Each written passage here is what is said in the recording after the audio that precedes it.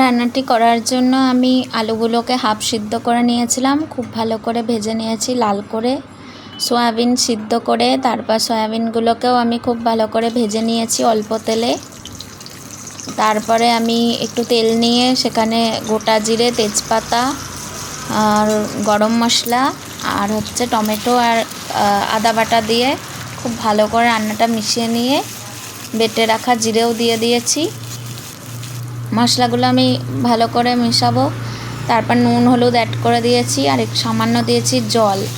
মশলা আমি খুব ভালো করে রান্না করে নেব যতক্ষণ না পর্যন্ত মশলা থেকে তেল ছাড়ছে, কাঁচা গন্ধ চলে যাচ্ছে, ততক্ষণ অবধি আমি রান্না করব মশলাটা। খুব ভালো করে আমি মশলাটা নেড়েচেড়ে রান্না করে নিচ্ছি। মশলা থেকে জল প্রায় আমার শুকিয়ে এসেছে। এবার আমি মশলার কাঁচা গন্ধ চলে গেছে, দেখুন খুব ভালো করে মশলা কষে এসেছে। এই সময় আমি দিয়ে দেব ভেজে রাখা আলু আর সয়াবিনের টুকরোগুলো। সয়াবিনের সাথেও মশলাটা খুব ভালো করে মিশিয়ে নেব।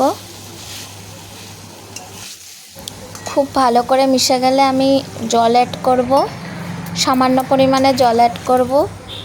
জলটা দিয়ে খুব ভালো করে শুকিয়ে নেব, মশলাটা মিশিয়ে নেব আলু আর সয়াবিনের সাথে, যাতে খুব ভালো করে কুকড হয়ে যায়। সেই জন্য মশলার সাথে আমি আলু সয়াবিন খুব ভালো করেই মিশিয়ে নিয়েছি। এবার আমি পরিমাণ মতন জলও অ্যাড করে দেব। জলটা আমার তরকারি থেকে শুকিয়ে এসেছে। এই সময় আমি পরিমাণ মতন জল অ্যাড করব, যতটা আমি ঝোল রাখতে চাই। এরপর সামান্য ধনেপাতা দিয়ে নামিয়ে নেব। ধনেপাতা আমি কুচি করে দিই না, ধনেপাতা আমি গোটাই দিই।